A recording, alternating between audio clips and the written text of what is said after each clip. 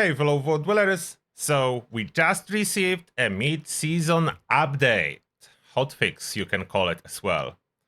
The small by size, especially on Steam, under 3 gigabytes. Everywhere else, it's more like 15 to 20. Now, let's see what's changing. First, we have camp changes. Reduce the wood cost to build the fire watchtower from 25 to 5. Fix a missing texture issue with the atomic sailing light. Okay, so it's look like a lot of minor changes to the camp building items. The fixes on the camp category, like you can have 25 flags now instead of 3. Therefore, I will not read every single one. You feel free to pause and read every single one. It doesn't seem like anything particularly impactful under the camp category. So let's scroll over. Combat category. Fix an issue where daily ops alien enemies could drop stacks of unusable alien blaster rounds. I did not even know that was a thing. Then issue where the imposed Assaultron head weapon did not play SFX when firing. Fix an issue where Electro Enforcer's name did not change when applying the overcharge weapon mod. Fix an issue where sometimes corpses, meat piles, ash piles, and loot bags disappear before the player can loot them. Okay, this is important one. So they always mix in some important, impactful fixes with we slightly fix the sound effects, and then out of a sudden the important one. Those should be first, in my opinion. The big changes should be listed first, then the minor ones. But you need to find the big one. So that was big. The loot basically was disappearing in front of your eyes and you couldn't get it. So it shouldn't happen anymore. It's fixed now. So corpses and meat piles will stay for you to loot them. And that's a big fix. Let's see if there will be anything about stat lock and so on. The ghoul fixes. Fix an issue where the bomb scientist perk incorrectly applied damage over time. Oh, that's cool. I did not realize that was a thing. It's no more. Fix an issue where ghouls could contract diseases. It was like 1 or 2. So they cannot anymore, as they never should. Fix an issue where certain headwear would become stretched when worn by ghouls. Then fishing fixes. Fix an issue where fish were slightly offset when displayed in the curved fish display. Fix an issue where fishing in rainy weather in Skyline Valley did not progress the catch a fish in the rain challenge. Okay, weapons. Maybe there is something important here. Fix an issue where sound would get stuck on chainsaw and auto axe when attacking after AP was drained. Honestly, I would prefer if they would fix the chainsaw and auto axe getting stuck on if you jump in first person, replaying the animation twice before you could attack. That's more important to fix, but we are getting some fixes. They will get to it eventually. Fix an issue where the industrial paint for the plasma caster did not apply to the barrel. The Dev Tambu, Cattle Prod, and Plasma Cutter weapons no longer make cloth and several other objects bleed when striking them. Am I the only one who doesn't understand what they fixed?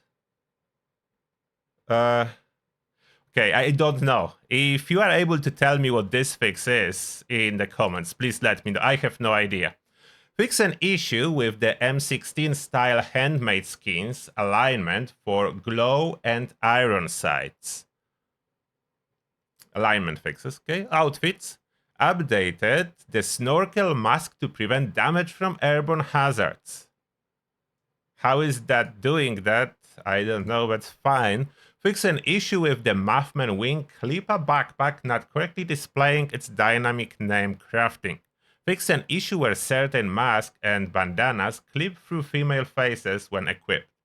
It looks like this patch is focusing on graphical issue fixes. So I don't see the fixes for important bugs.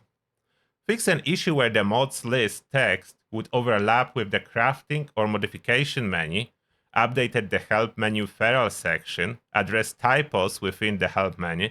updated all ghoul perk cards to have the green border and burned card textures on their cards.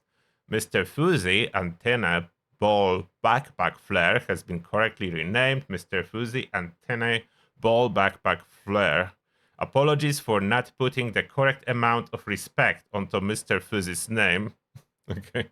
Fix an issue where the item stats box could overlap other menus. The Gunrunner perk animation will not have the Vault Boy flipped mid-animation. Updated the Vault Storage Facility shelter entrance to correctly identify the item as an entrance. Address typos within the help menu.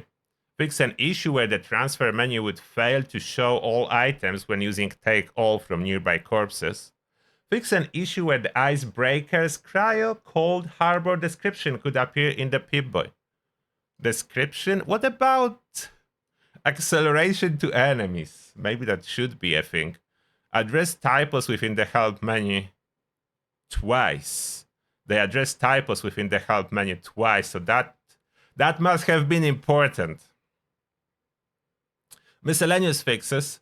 Updated various premium item names to display their Atomic Shop symbol. Okay, Atomic Shop symbol returning. Fix an issue where the player's character appears gloved in first person when the nurse outfit is equipped. Fix an issue where the player can see inside their arms when sitting on Tiki Bar stool. Fix an issue where no miscellaneous emote continued to play after the action was cancelled. Fix an issue where players could not fast travel to Old Donaldson cabin. Fix an issue where too many caps would be charged to respawn if you became over-encumbered during death. Fix an issue where Ginseng Root was not affected by Verdant Season and Batwooksman 4. Fix an issue where the power armor headlamp was misaligned in third person when the Hydrotech Exo Power Armor paint was applied. So basically all the graphical ones, no big bug fixes that I was expecting at all. What is this patch? Maybe there are some secret fixes not listed. Maybe there is some more stuff being fixed that just not in those patch notes. I'm a little bit out of words. I don't know what to say about this particular patch. There is so much stuff going on in the game, but this patch is clearly about visual and sound effects not working right, and those were fixed, and only the very minor ones. No idea. Let me know if you have an idea. I will be live streaming when the game will be back online to see if anything has changed and do my daily and weekly challenges, so you are welcome to join us. And that being said, thank you a lot for watching, and see you all in the next one.